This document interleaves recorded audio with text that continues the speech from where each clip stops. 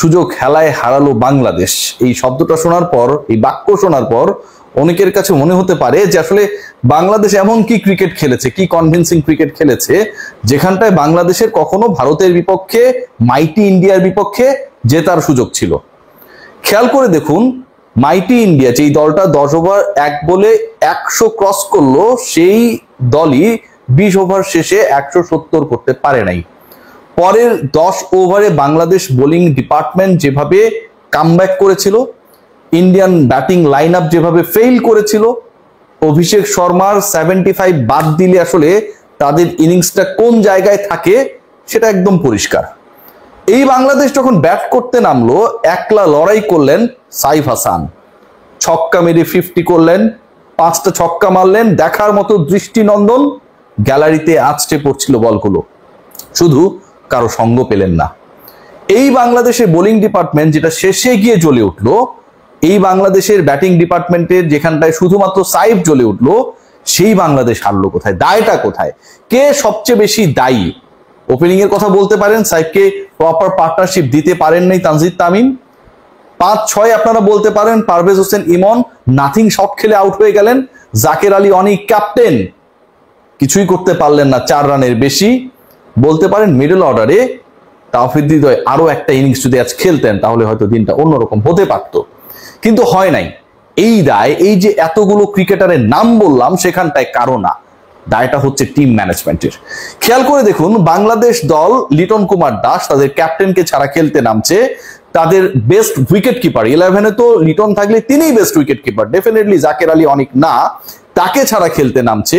সেই জায়গায় আপনি প্রপার কোনো ক্যাপ্টেন অপশনকে ক্যাপ্টেন্সি দিলেন না, পাণ্ডিত্য দেখালেন।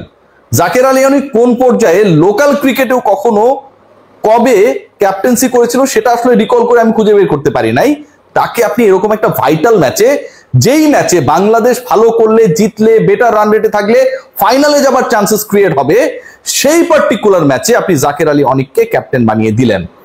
জাকের আলী অনিক কি করলেন, বাংলাদেশ কোথায় ফেল করলো, এক এক করে দেখিয়ে দিচ্ছি। প্রথমত, কিপিং এ যখন তিনি দাঁড়ালেন, 3য় ওভারে খেলা চলছে, আমরা কত ক্যালকুলেশন করেছি না, তানজিম হাসান, সাকিব আসলে, অভিষেক শর্মা ফ্লপ হয়ে যান। এর আগে 2বার তাকে আউট করেছেন, এবার 3য়বার আউট করার সেই সুযোগটা ক্রিয়েট করলেন আমাদের তানজিম সাকিব, কিন্তু কট বিহাইন্ডের সেই সুযোগটা গ্রহণ করতে পারলেন না, বলটাকে গ্রিপ করতে পারলেন না প্রপারলি আমার keeper Zaker Ali Anik. Despite having no proper option in the 11 in keeping, as Liton Kumar Das was injured, আমি নুরুল হাসান সোহানকে কোনোভাবেই 11-এ অ্যাকোমোডেট করলাম না। খেয়াল করে দেখুন, আমার কিন্তু 5-6 ফ্লপ করেছে, আমি কিন্তু সেখানটায় তাকে নিতে পারতাম, নিলাম না। বাংলাদেশ দলের ক্যাপ্টেন্সির জায়গায় জাকের আলী অনিক, অভিষেক শর্মার ক্যাচটা যখন ছাড়লেন তখন ইন্ডিয়ার রান 10, অভিষেক শর্মার রান 7। সেই তিনি ইনিংসে শেষ পর্যন্ত যখন ফুল স্টপ দিলেন আউট হবার পরে, তার রান 75 এবং ইন্ডিয়ার রান 112।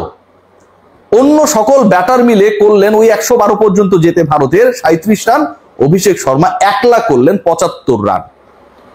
পাওয়ার প্লেতে তারা তুলল 72 রান এবং এই 75 রানই আলটিমেটলি বাংলাদেশ দলের এবং ভারতীয় দলের ব্যাটিং এর ব্যবধানটা করে দিল।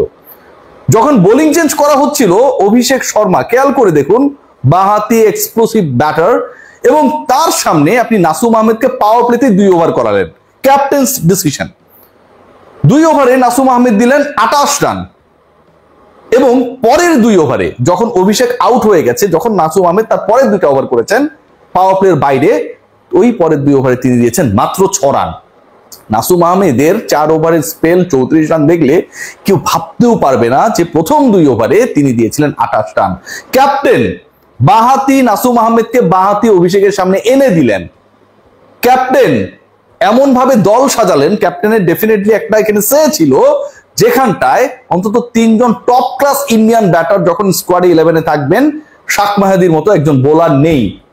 ক্যাপ্টেন সাইফুদ্দিনকে যখন তিনি অনেক বেশি মার খাচ্ছিলেন অভিষেকের এগেইনস্টে, প্রথম ওভারে দিলেন 17, সেকেন্ড স্পেলের সাইফুদ্দিনে আরো একটা ওভার করালেন, সেখানটায় দিলেন 16 রান। যেই ক্রিকেটারের এগেইনস্টে পার্টিকুলার 2 জন ক্রিকেটার মার খাচ্ছেন, তাদেরকে বারবার নিয়ে আসার যে টেন্ডেন্সি, নিজে ক্যাচ ছেড়ে নিজে ক্যাপ্টেন্সির জায়গাকে প্রশ্নবিদ্ধ করে এবং শেষে গিয়ে ব্যাটিং এ ফ্লপ করে বাংলাদেশ দলকে ডুবানোর ক্ষেত্রে জাকের আলী অনিকের নামটা হয়তো অনেক উপরে আসবে, কিন্তু এই ডিসিশনস গুলো নেয়ার ক্ষেত্রে, স্পেশালি তাকে ক্যাপ্টেন বানানোর ক্ষেত্রে টিম ম্যানেজমেন্ট যে ধরনের বুদ্ধিমত্তার পরিচয় দিয়েছেন, দিমাগের পরিচয় দিয়েছেন, এটা তিরস্কার না করলে হয় না। বাংলাদেশের বোলিং ইনিংসটা যদি আমরা খেয়াল করি যে কি অসাধারণ বল করেছে বাংলাদেশ পরের দিকে, বাংলাদেশের ব্যাটিং ইনিংস যদি আমরা খেয়াল করি তাহলে দেখবো যে একজন ক্রিকেটার কিভাবে ইন্ডিয়ান বোলিং অ্যাটাককে দুমড়ে মুচড়ে দেওয়ার চেষ্টা করেছেন একলা। নুরুল হাসান সোহান আপনার ক্যাপ্টেন নেই, অথচ আপনার দলে গ্লোবাল সুপার লিগ জেতানো একজন ক্রিকেটার রয়েছে, রংপুর রাইডার্সকে গ্লোবাল সুপার লিগের পরের আসরে ফাইনালে তোলা একজন ক্রিকেটার রয়েছে, যিনি বাংলাদেশ জাতীয় দলের হয়ে টি-20তে ক্যাপ্টেন্সিও করেছেন। 5 ম্যাচে সোহান ক্যাপ্টেন্সি করে 3টায় জিতিয়েছেন, 60% উইনিং রেশিও, সেরকম একজন ক্রিকেটার রয়েছে। বিপিএল এ ক্যাপ্টেন্সি করা একজন ক্রিকেটার রয়েছে, যিনি অনেক বড় ক্রিকেটারকে ডিল করেছেন ফ্র্যাঞ্চাইজি ক্রিকেটে, তাকে আজকে আপনি খেলানোর একটা মাত্র সুযোগ দিলেন না। কেন দিলেন না? আপনার কিপার নেই, আপনার ক্যাপ্টেন নেই, আপনার ব্যাটিং অপশনে শর্টেজ রয়েছে, সেই সুযোগটা আপনি নুরুল হাসান সোহানকে দিলেন না।